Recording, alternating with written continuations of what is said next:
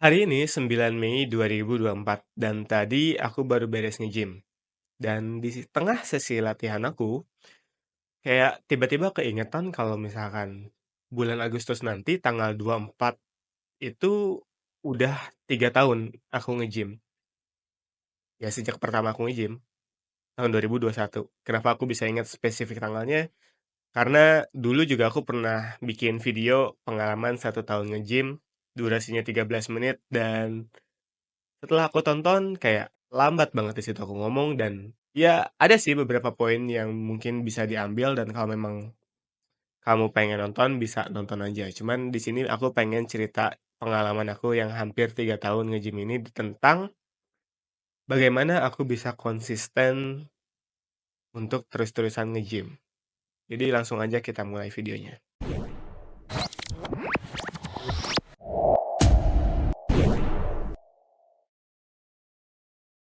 Halo semuanya, selamat datang di Catatan Belajar, sebuah video yang aku buat untuk mendokumentasikan proses belajarku dan seperti yang aku bilang di awal, video kali ini aku mau ngomongin tentang alasan atau bagaimana akhirnya aku bisa konsisten nge-gym hampir 3 tahun. Karena ya nanti ya 3 tahunnya itu di bulan Agustus.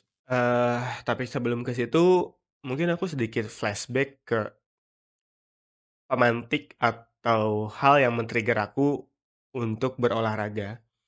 Jadi dulu itu aku pernah baca satu buku, Total Body Management. Oh ini, Dr. Scott W. Dunkin dan Dr. Gerard Meyer. Dan sebenarnya aku udah lama banget, itu aku baca waktu 2018 kalau nggak salah.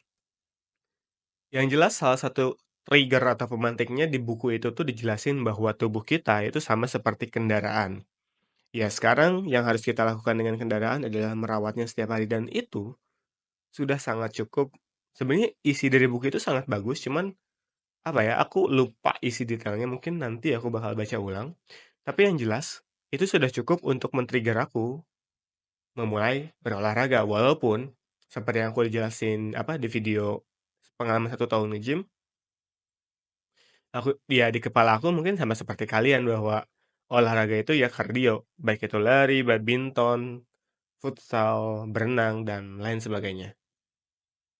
Barulah di 2021 Agustus itu aku pertama kali nge-gym, dan ya nggak kerasa sekarang udah hampir 3 tahun. Dan sebenarnya kalau misalkan dibilang konsisten, kalau definisi konsistennya itu nggak bolong kayak programnya rutin seminggu 3 kali apa 4 kali, terus konsisten selama 3 tahun, ya enggak ya. Ada momen di mana memang, ya udah aku off sampai sebulan, bahkan kalau nggak salah, aku pernah off sampai 2 bulan. Alasannya apa ya, males aja. Aku juga udah beberapa kali pindah-pindah tempat gym, dan ya gitu, ada kalanya memang, apa ya, maksudnya sebulan off, 2 bulan off. Kalau diingat-ingat sih kadang alasan aku off sampai sebulan itu jadi, aku pertama kali nge-gym itu sendiri, kemudian ada temen yang ikut, enak nih seru kayak nge-gym bareng temen, ada partner, kayak kalau misalkan pengen coba nge-push tuh ada dorongan, ada bantuan gitu. Tapi ketika teman ini berhenti nge-gym, lah akunya juga malah ikut-ikutan berhenti nge-gym.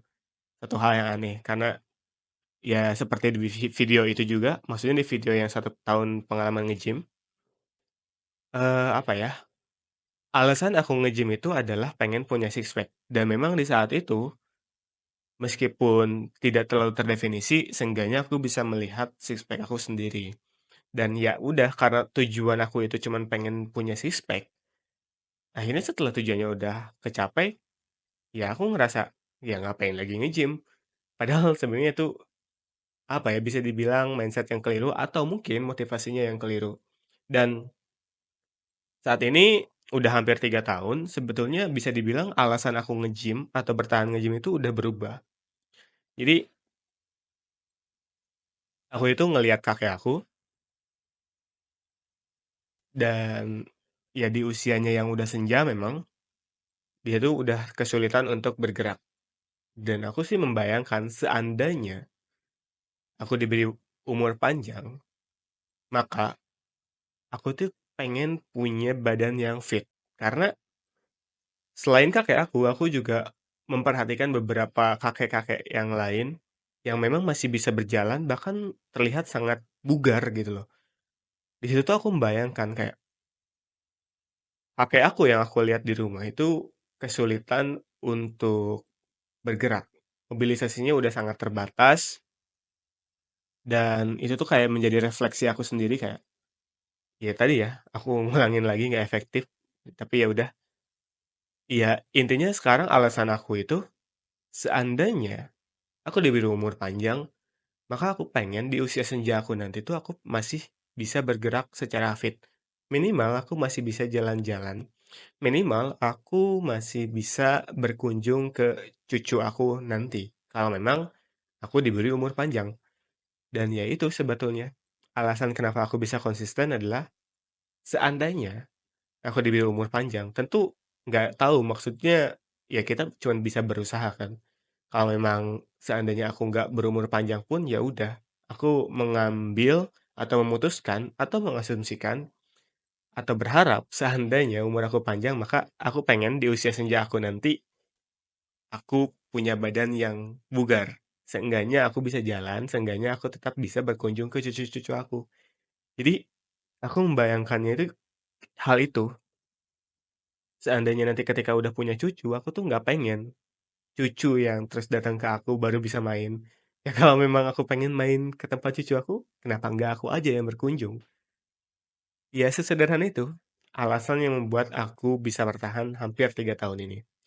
Dan harapannya alasan ini sudah sangat cukup, dan aku rasa alasan ini sudah cukup kayak bahkan tadi aja, sebenarnya aku tuh nggak pengen nge-gym ya, kayak udah capek, kemudian ya udah karena lapar aku makan, terus aku juga mau coba tidur tadi jam 9 dan karena nggak bisa, tiba-tiba ada tenaga, padahal di luar tuh hujan deras tadi jam 9. Maksudnya biasanya orang malah males, tiba-tiba aja kayak tadi teringat, "Oh ya, aku tuh kan pengen."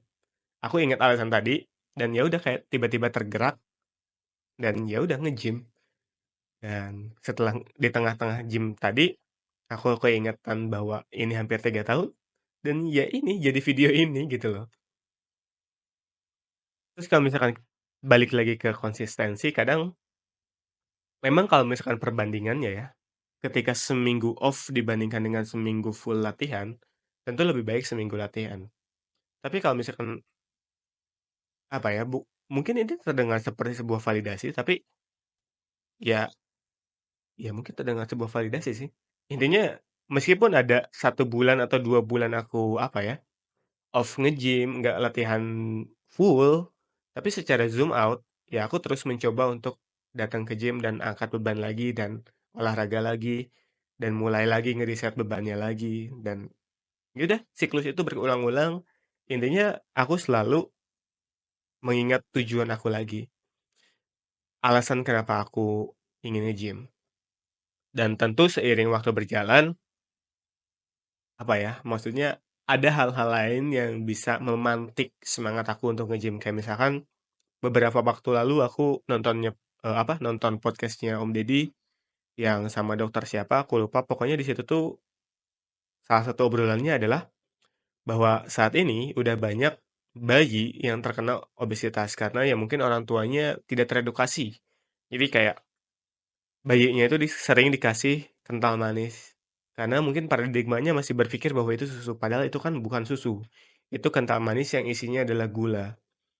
Terus ada juga berita-berita lain yang sedikit membantu aku bersemangat ketika memang malas, yaitu berita tentang banyaknya anak muda yang udah terkena penyakit obesitas, dan aku nggak pengen hal itu terjadi kepada aku seenggaknya.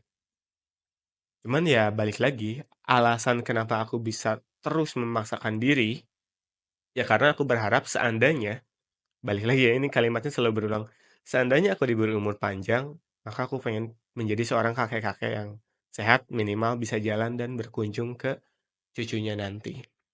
Ya mungkin itu aja sih video kali ini, semoga ada manfaatnya, boleh kamu share kalau memang ada manfaatnya, kalau enggak pun juga nggak apa-apa, ini cuman bentuk dokumentasi aku karena nggak tahu tiba-tiba aja.